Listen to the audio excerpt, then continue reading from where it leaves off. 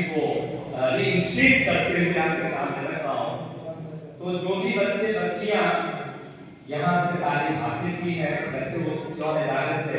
मुंसलिक होंगे, रजिस्टर्ड होंगे, लेकिन वहाँ की पढ़ाइयों से ज़्यादा उनके लिए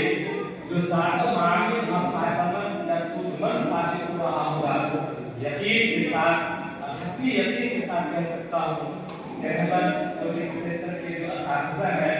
उनकी मेहनत, उनकी लगन और उनकी काविशें सादत कारगर साबित हुई होंगी और होंगी। मैं इसी सिलसिले में इस असातिज़ा को मुबारकबादी पेश करता हूँ और उनके लिए एक तमन्ना या ख्वाहिशात भी। उसके साथ ही इस प्रोग्राम में आने के बाद जो एक अलग चीज़ मैंने महसूस किया कि यहाँ पे न सिर्फ किताबी तालीम दी जाती है या ज़बानें जो सिखाई जाती हैं वो सिर्फ बोलचाल की ज़बान नहीं सिखाई जाती, बल्कि हम लोगों ने पढ़ा था कि ज़बानों की बहुत सारी किस्में होती हैं। एक वो ज़बान है जो हम अभी बोल रहे हैं, आप बोलते हैं, अपनी बातों को, अपने ज़मीर को, अपने ख़यालात को एक दूसरे से शेयर करने के लिए जो बोलते हैं वो भी एक ज़बान ही है। लेकिन उससे हट कर के अगर बात करें तो एक ज़बान के हवाले से कहा जाता है बॉडी लैंग्वेज, यानी आपका चेहरे का गेस्चर, आपके जिस्म के हरकत व सिकरात, इसी बॉडी लैंग्वेज करते हैं। मैंने ये महसूस किया कि अभी जो कुछ बच्चियाँ प्लेग्राउंड में जो साउंड चल रहा था, कुछ अच्छे हम थे बच्चे, और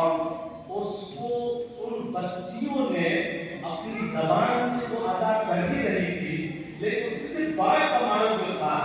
वो जो बॉडी लैंग्वेज का वो ज़्यादा एक्सप्लेन करता हुआ नजर आ रहा था। मैं देख रहा था कि हर एक बच्चियों को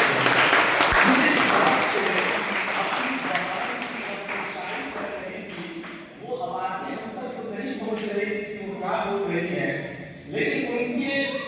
हाथों का जो इशारा था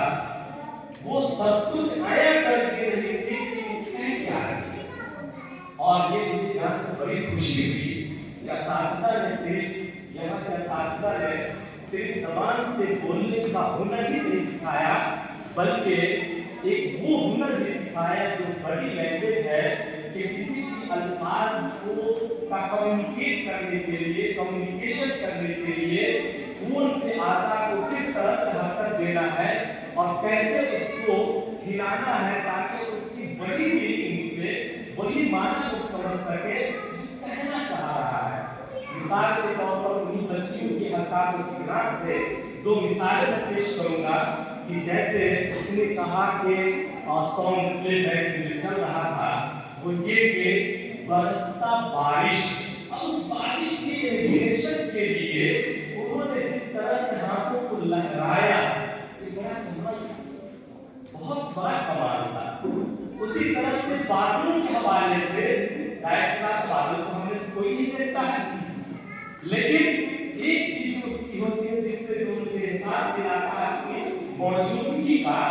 वो है उसका खरगोश। बच्चियों के हाथ के इशारे होते ऊपर नीचे ये बता रहे हैं कि बादलों की गरज जो होती है इंस्टेंट नहीं होती है, कायम नहीं होती है, बल्कि उसमें एक तरह का उतार चढ़ाव होता है। और तीसरी मिसाल ये कि समुद्रों की लहरों की जो बातें उन लोगों ने की वो आप इमेजिन कीजिए, आपने महसूस किया हो तो बहुत अच्छा, नहीं किया है तो मैं बताकर चलूं कि बच्चियों ने समुद्र के लहरों के हवाले से जो हिस्सा यहाँ पे दिया वो ये था। आप अंदाजा कीजिए कि बारिश, समुद्र और दरियाओं का पानी ये रुका नहीं करता है, इसके अंदर एक अलग तरह की रवानी होती है, मौज होता है, और वही उसकी आइडेंटिटी है, वही उसकी शनाख्त है और वही उसकी पहचान है। तो मैं बिला तकल्लुफ के इस बात के लिए यहाँ के टीचरों को मुबारकबाद पेश करता हूँ और उससे कम करके ये उनकी ईमानदारी को सलाम करते हुए मुबारकबाद पेश करता हूँ कि उन्होंने न सिर्फ बच्चों को किताबी तालीम देने का हौसला दिया है या भी इशारा किया जिसका ताल्लुक एक इमेजिनेशन से होता है और इशारे किराए से होता है। बच्चे ये चीजें जो मैं वर्ड के तौर पर इस्तेमाल कर रहा हूँ उनके ज़हन में न हो कि इसकी क्या मीनिंग है, लेकिन हकीकत तो ये है कि उनकी जो काविशें हैं वो इस नौइयत की है और ये ऐसा एक नौइयत है जिसकी एक अपनी अहमियत है, एक मकाम है और उसको अपने अगर हिंदी में से बहुत सारी बच्चियाँ में गाएंगी, बच्चे गाएंगे तो एक लफ्ज़ इस्तेमाल होता है